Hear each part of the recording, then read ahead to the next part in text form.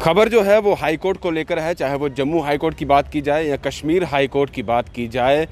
पहले भी देखा गया था जब कोरोना के केसेस काफ़ी ज़्यादा बढ़ने लगे थे तो हाई कोर्ट ने निर्णय लिया था कि फ़िलहाल जो है फ़िज़िकल हेयरिंग बंद की जाती है और वर्चुअल हेयरिंग पर ही पूरा ध्यान रखा जाता है। और पिछले महीने ही ये वर्चुअल हेयरिंग पर सारा काम जो है वहाँ पर देख रेख कर की जा रही है। किसी का भी अगर कोई केस है या कोई भी चीज़ अगर चल रही है उनका, तो वो वर्चुअल हेयरिंग पर ही काम चल रही थी। अभी जो ऑर्डर आया है वो ये आया है कि फ़िलहाल सिचुएशन बेशक थोड़ी कंट्रोल में आ रही है, केसेस कम आ रहे हैं। जम्मू डिस्ट्रिक्ट की भी बात की जाए या कश्मीर की भी बात की जाए तो लगातार केसेस कम आ रहे हैं। अब 1000 से कम यानी कि 600-700 जो है वो टोटल जम्मू कश्मीर में केस आ रहे हैं। और डिस्ट्रिक्ट वाइज अगर बात की जाए तो उसमें भी काफ़ी ज़्यादा ग्राफ जो है पॉजिटिव केसेस का गिरा है। जम्मू की भी बात की जाए तो कल के दिन जम्मू डिस्ट्रिक्ट में सिर्फ 22 केस आए थे जो पॉजिटिव थे। और रिकवरी रेट की बात की जाए लगातार डबल या ट्रिपल के करीब चल रहा है, जो कि अच्छी खबर है।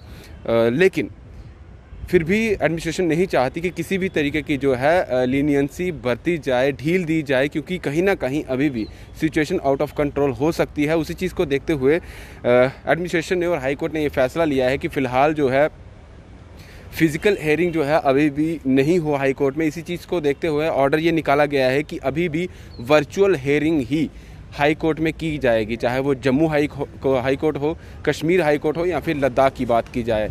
इन तीनों जगहों पर जो हाई कोर्ट का काम है फ़िलहाल उसी तरीके से चलता रहेगा जिस तरह से पिछले महीने से चलता आ रहा है। आपको वहां जाने की अनुमति नहीं है, आप हाई कोर्ट में नहीं जा सकते हैं। आप अपने वकील से परामर्श कर सकते हैं, उन्हीं के थ्रू आप अपना कामकाज जो भी आपका कोर्ट में चल रहा है, जो भी आपकी प्रॉब्लम चल रही है, कोई भी केस आपका चल रहा है तो वो आप वर्चुअल हेयरिंग से ही कर सकते हैं। उसी के तरीके से आपको तारीख दी जाएगी और वहीं से आपका केस जो है वो आगे चलता जाएगा। लेकिन फ़िज़िकल अपीयरेंस की बात की जाए तो फ़िलहाल आप हाई कोर्ट में अभी भी नहीं जा सकते हैं। 30 जून तक जो है वो डेट एक्सटेंड कर दी गई है।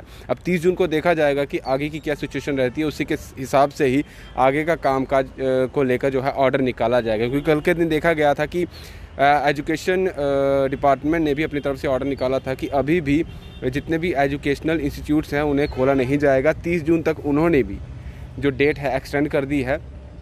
और उसके साथ अगर बात की जाए तो फ़िलहाल जिस तरह से ऑल्टरनेट डेज़ पर दुकानें खुल रही हैं उसका भी अभी आने वाले दिनों में पता चलेगा। जिस तरह से ये महीना, ये आप समझ सकते हैं कि जून महीना फ़िलहाल अभी इसी तरीके से चलेगा। जो ऑल्टरनेट निकाला था, जो संडे को एडमिनिस्ट्रेशन की तरफ से ऑर्डर निकाला गया था कि अब 3-3 दिन जो है ऑल्टरनेट डेज़ पर दुकानें खुल सकेंगी।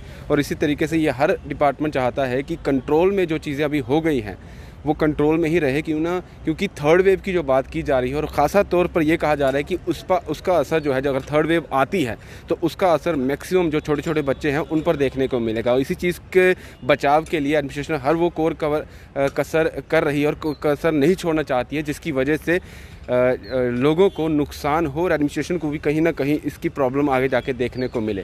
फ़िलहाल हॉस्पिटल की बात की जाए तो कोविड पेशेंट अब बिल्कुल कम हो चुके हैं। बेड की ऑक्यूपेंसी जो है वो भी काफ़ी कम हो चुकी है और लगातार प्रशासन का प्रयास सफल हो रहा है। और लोगों को भी ये चीज़ें समझनी चाहिए कि जिस तरह से ग्राफ गिर रहा है उसी चीज़ के हिसाब से अगर बाज़ार भी खुल चुके हैं तो बाज़ार में उसी तरीके से जाइए कि आप किसी के टच में ना आए, क्योंकि बाज़ार तो खुल चुके हैं, उसके साथ साथ ही लगातार रश भी देखने को मिल रहा है। अगर शाम की बात की जाए तो शाम के समय में काफ़ी ज़्यादा रश जो है वो बाज़ारों में देखने को मिल रहा है।